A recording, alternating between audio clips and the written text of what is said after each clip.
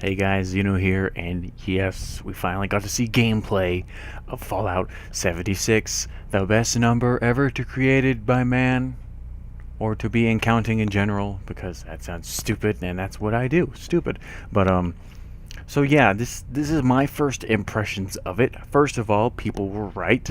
It is going to be online, and that's a specific word we have to talk about online because apparently it's more than just co-op, which means you can fight other people, you can form squads together, which is kind of the co-op part of the game, but you can build bases anywhere, which is another thing which is pretty freaking cool because we actually had to mod like Fallout 4 to do that in the first place.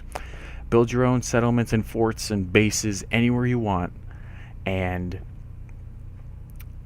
create squads to help defend that stuff with against AI enemies and probably player controlled enemies. So yeah, you're gonna have to be defending yourself from other people and AI themselves. So it's gonna sound challenging. And if we can find a way to create your own private servers just for co-op play, I hope they'll let you do that. So yeah, online. So they said dozens of characters. I'm guessing 30 player limit might be something like what they're shooting for, but it's still amazing to see that they're doing online right now. They've updated the engine tremendously, or they're using a brand new one, which I highly doubt it, because it's reusing a lot of Fallout 4's assets. But they're also the whole new landscape and everything is just tremendously better. I mean, whenever I can cut to footage of it, I will, but it just seems so much more prettier. It looks a lot more optimized for our generation of consoles. Like graphically, if we put it back into 360 days, I would say Fallout 4 is our Oblivion, and then Fallout 76 is our Skyrim, where it can utilize as much as it can of the technology it has. Especially since they probably maybe started developing it around the time they thought maybe Xbox One X was being developed too. So they got a probably insiders like they were told what the specific specs of the Xbox One X might be. They set that as their target goal and are working towards to make it look pretty for that console and then scale it back for the base Xbox One, which where Fallout 4 they couldn't do that. So they made it look a lot prettier. And I mean, it's not as pretty as like games that I've played like Call of the Wild, or I haven't played Far Cry 5, Far Cry 5, but that game looks really beautiful too. But it's up there, you know. The location they set in, and how quickly the bombs dropped and how little they waited. There's a lot of foliage growing around there. It looks really pretty. So I personally am super duper excited for this, just because it's going to be the first Fallout game with co-op, and that's the co-op, online co-op, but it's also using 76. So this could be the biggest potential for me to just be the Fallout game I want to play for forever. So, or you know what I mean by forever, until the next cooler one comes out and blah de blah.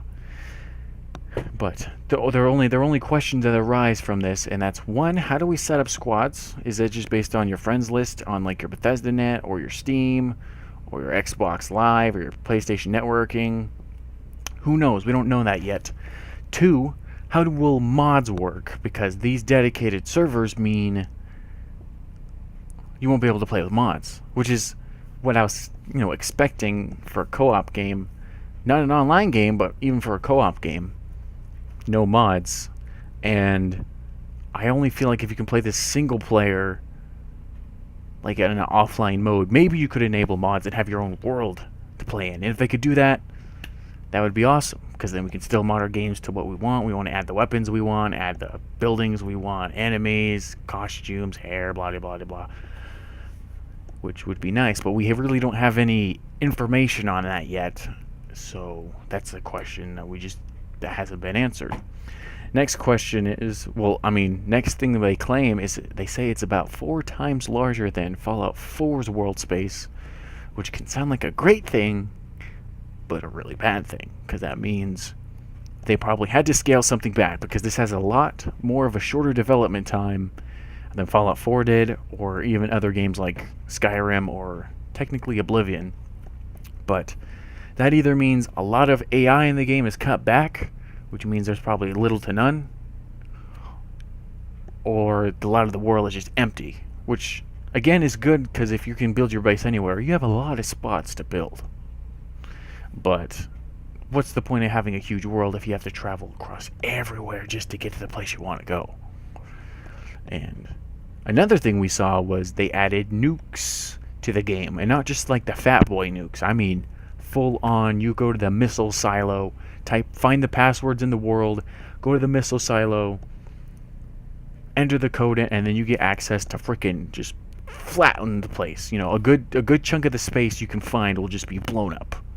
And it apparently changes the landscape, and I'm wondering how this will work even with servers, because if it plays a lot like, let's say, Reign of Kings or Rust or Ark, will they wipe the servers every once in a while? Or will they keep them this way?